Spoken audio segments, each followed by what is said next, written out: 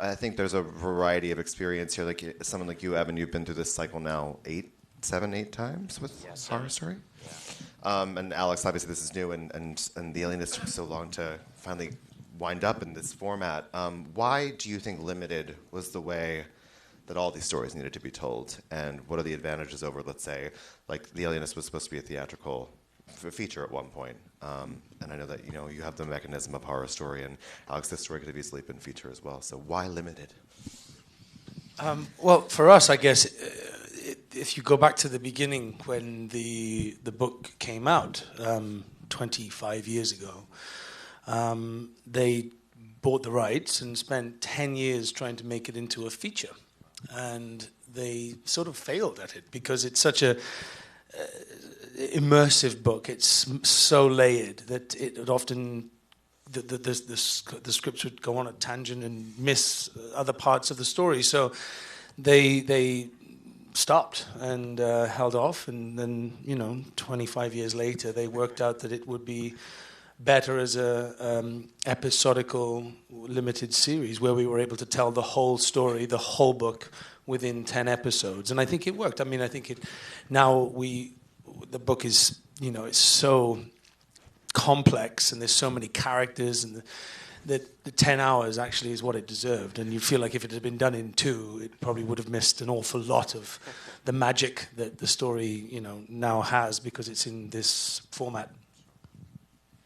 Yeah, I agree with that. I think that so much of it would have been glossed over and lost. And I feel like, all of the, not just the lead characters, but also the supporting characters who are brilliant and brilliant actors playing them, you really get to know them as well as fully as possible. And I just, I feel like it would have done a disservice to this story that there are so many fans of, to kind of cut it short. So I'm thrilled that it found its home. Yeah, I have a feeling a lot of what we're going to say is going to repeat, but with Pablo's life, he's got such a dynamic and varied situation, and he went through so many different eras and so many different people, and when you expand it from an hour and a half or 2 hours into a 10-hour series, you get to explore not only most of his life, but also the colorful people around him. You've got poets and the women that he was associating with, and through him, you get to see their stories. So I'm just repeating a combination of yours two answers for mine, but I think that's the truth. I'm going to repeat exactly what he just said. You hated limited, right? Yeah. Yeah, that's pretty much it. No, I don't know why they. I don't know. I mean, Ryan was in TV, so he did TV, and you can explore the characters, but it was pretty incredible that he decided to do each one a limited series, because we signed on and I didn't know that, and then I was like, oh great, I don't have to play that character anymore. So we got to switch that up, which was great, but also an incredible challenge. I feel like Evan and Alex, you both have The Alienist is more immediate. There's one case, although the 10 hugely in scope hours are very involved. But for you two, I think you have a lot of story to sell. You have Picasso, from 17 to 40? Just a couple years in there. Yeah. And Evan, emotionally for you, for someone like Kai on Cult, that's a lot. It's burning hot for a long time. Did it take a lot out of you both, and how did you sort of sustain? Yeah, I mean, I'm still exhausted. Yeah, I don't know how I sustained. South Park, food cheat days. Yeah, that was pretty much it. Hanging out with friends and watching movies and great TV shows. Yeah. So yeah. I think what was nice about ours is that I was pulled out of my comfort zone. We were taken to Europe, and I was shooting there, and you were here. So I got to really immerse myself completely without a lot of distraction. So I burned out, but not, I didn't feel like I was pulled in any multiple directions. I was able to really dive all the way in and keep my blinders on, which helped me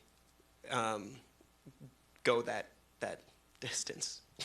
Who do you guys rely on? Who do you guys sort of rely on to help you sell that whole story? I mean, it's so much story to burn through. You sort of sell transformation, sell endless rage. In your case, you always find the loveliest characters to play.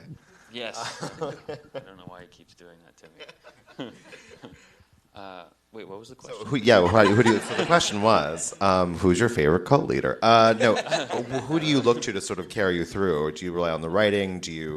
Are you working with your directors? Since it's so much story to sell over so much time. Yeah, absolutely the writing.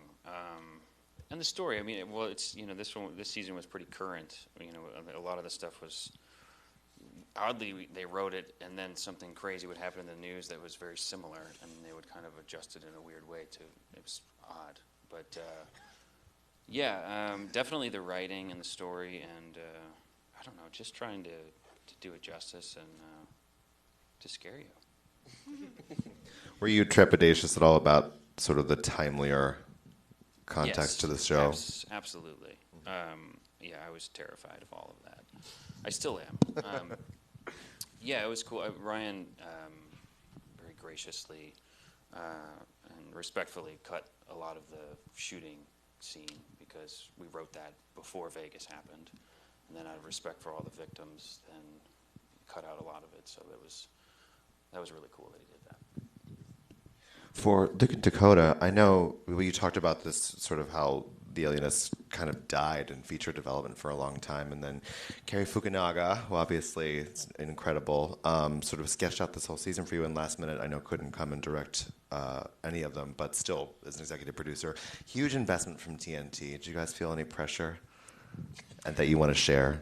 No, not pressure. It was more everyone from the very beginning. I met Jakob Verbruggen, who directed the first 3 episodes and who was kind of the lead director. He's an executive producer. I met him initially to talk about it when I was, reading the scripts and being asked to be a part of it. And I think when I saw of course, the investment from TNT and Paramount TV, but also from the individuals on working in all the departments, the costume designer, Michael Kaplan, and the production designer, Mara Lepere-Sloop. Everyone was so focused on making this as realistic and cinematic as possible. And I just could feel that even from that first meeting with Jakob, and then we filmed in Budapest, Hungary, and getting there and seeing the sets in real life and seeing the costumes and seeing the energy and time that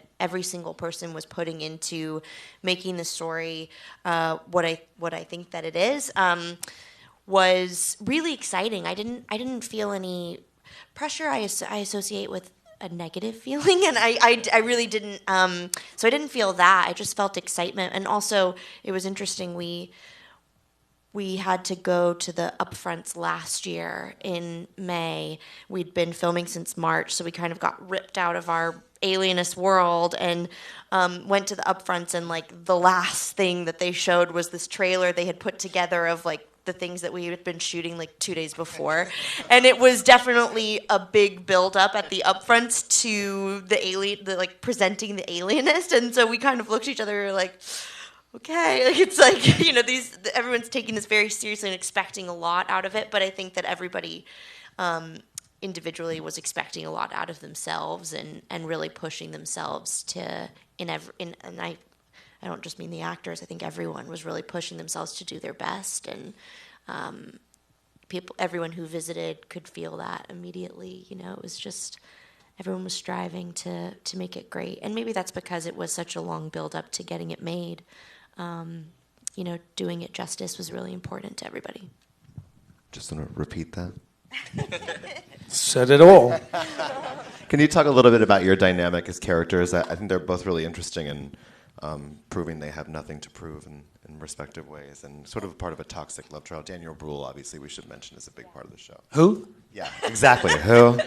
I only see here. 2 Alienist stars. So. This is about us tonight. So do tell us. It's called The Illustrator tonight. Well, actually, I think my character has a lot to prove to himself mostly, and which is probably what sort of drew me to the role in the first place. Was this man who's, he's a bit of a broken soul. He's a highly functioning alcoholic, suffering with addiction, with grief, losing his brother, estranged from his father, living with his grandmother, not having a job, never had to have a job. He's brought up in quite a upper class background, but really not having a purpose in life, and he's sort of just floating through life. And so it was quite interesting to see the growth of this man and how much he had to prove and how much he was having to face his demons throughout the 10 episodes by the help of Sarah Howard, Dakota's character, and Laszlo Kreisler, and also himself, which is a really interesting thing to do. You know, he had to hold the mirror up to himself, which was a very hard thing to do when you've got so many demons, you know, that you carry around on a daily basis. So there's a lot of humanity about John Moore, which I loved, and that's sort of what I sort of drew on constantly in each episode. I think as for the dynamic between our characters, it's established very early on that they are old family friends and have been in each other's lives for quite some time. And so I think what's really beautiful about their relationship that we see kind of unfold over the 10 episodes is Sarah in particular, because she's a woman in a man's world and having to portray strength and toughness on the outside, even when she doesn't feel that way on the inside, out of fear of being seen as weak by other people.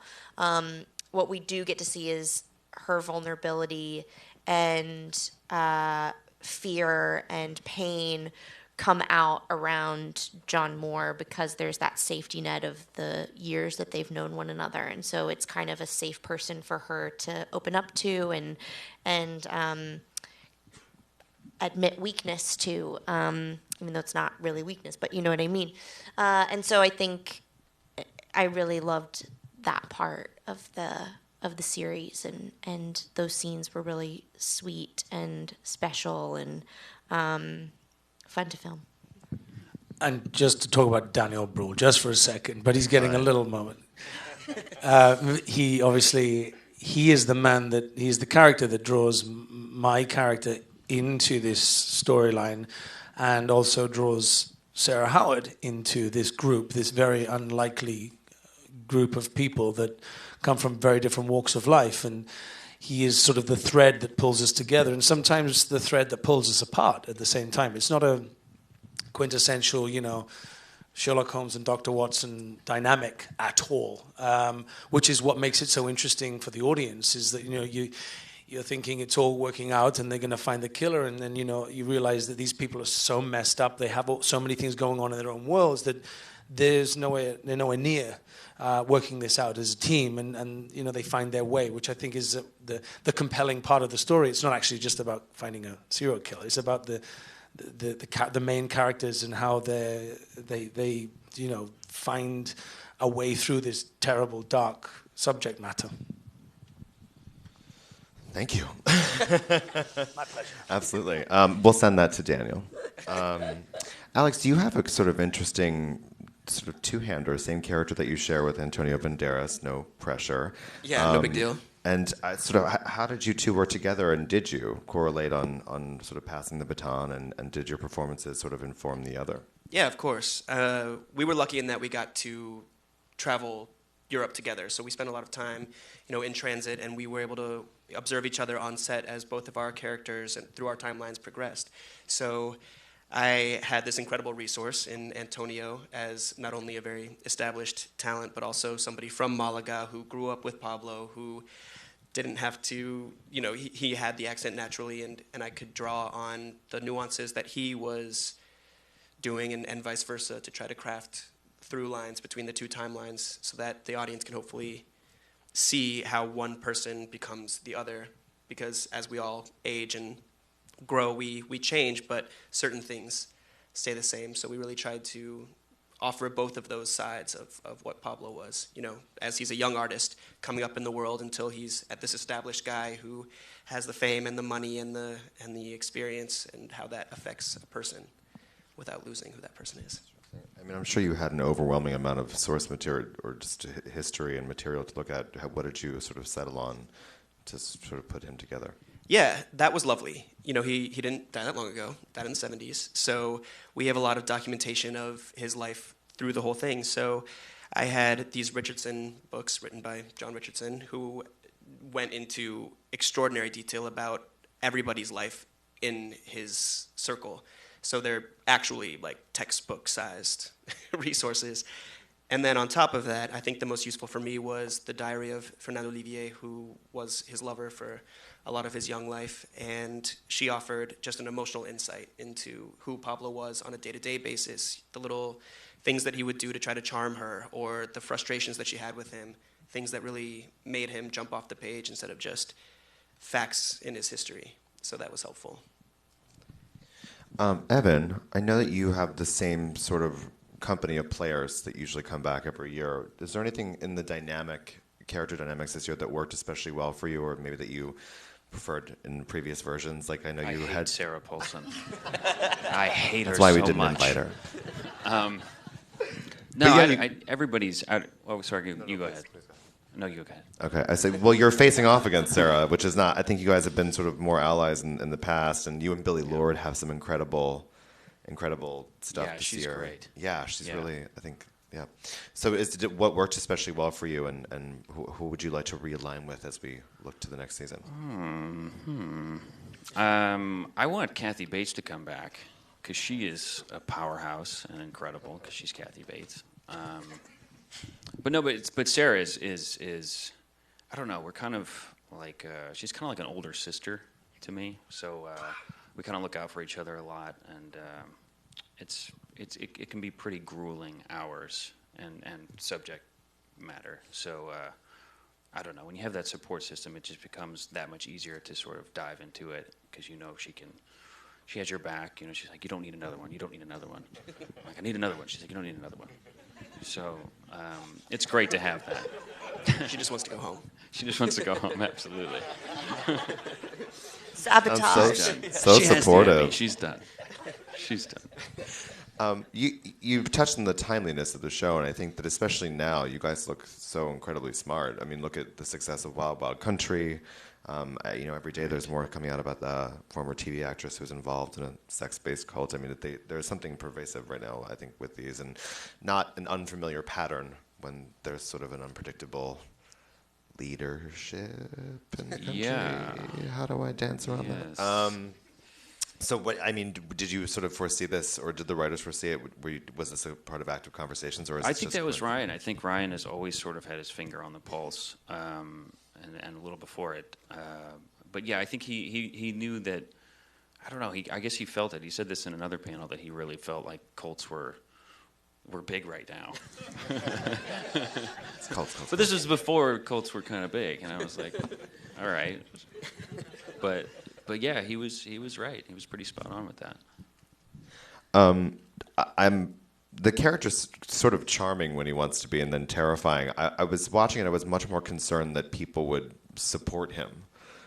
The real people of the dark internet would sort of exalt him. I was a little terrified too. I was like, is 4chan going to come after me or do something crazy to me? Because you know what they did to Shia and everything. You guys don't know what he did to him? Well, they basically trolled him. He had a great art installation in New York, and it's saying he will not divide us. Obviously, after Trump got in office, and then it was a video, a live streaming video, and they basically came in and every day would sabotage it with that horrific song, Chatelet, which I was like, we have to put this in the show because this is insane that they do this. But their whole thing was that they wanted Trump to get into office so that he could bring it all down, which was exactly what Kai wanted. So it was this sort of insane thing that people actually wanted to happen. And that's what was so scary about it. So, oof. Well, I don't want to live in a world where Shia can't do his art demonstrations. So God bless America. I believe in Shia. I really do. I love him. So obviously it's a longer experience than something like regular episodic, but maybe not as grueling as a film. Do you all have interest in, I mean, I think that you might have deals and stuff that you're already doing, but do you have interest in staying in the medium? Or do you like now want to just like go and do a 3-month indie and go to Saint-Tropez or something? I loved. As a person, I crave routine and order and structure, and I'm in completely the wrong profession for that because you can't predict anything and you don't, it's completely unstable all the time. So for me, knowing what I was working on, where I was going to be for a near 7-month period was like relief. I really liked that a lot. So for that reason, I'd love to. I'd love to do something for that length of time. It's just it's such a luxury to kind of get to take a break from your life, and deep dive into a creative experience in the way that we got to filming The Alienist, and that kind of fortune wasn't lost on me. I think I really embraced it. It was a real adventure and really a growing experience for me as a person, just to live in a country so far away from home with kind of no friends or family, making completely new friends who I can't imagine my life without. It was just a really great experience. And then professionally, it was so exciting to, get to keep telling the story of a character for longer than I'm used to. It was exciting to get a new script and see what was going to happen to her, and make sure I felt like I was going to be able to do that as an actor. Usually you get to read a script and be like, okay, I feel good about that on a film, and this, like, I feel like I can do that, maybe, hopefully. And this, I only had the first 3 scripts when I said yes. So I would have been screwed if in episode 8 I was like, I can't do that, Evan's shaking his head like I know exactly what you're talking about. What you're talking about. It's terrifying. It's scary. Yeah. I feel like script delivery is a treat for all of you but Evan. You're like, Xanax at 8 a.m. And I think that there's some talk that you might come back. You can just share that with me and my friends here. We have no idea. No idea? No. Would you be into it? Yeah, absolutely. Yeah, I would be so into it. I think it's nice that there is a satisfying beginning, middle, and end to the series, and we tell the story of the book, The Alienist, start to finish, and I think that that's nice for people to know and to get to hopefully be satisfied at the end. But if there was an opportunity to tell more of the story, I think can speak for Mr. Brule too. He'd be excited. We'd all be excited. Yeah, we would.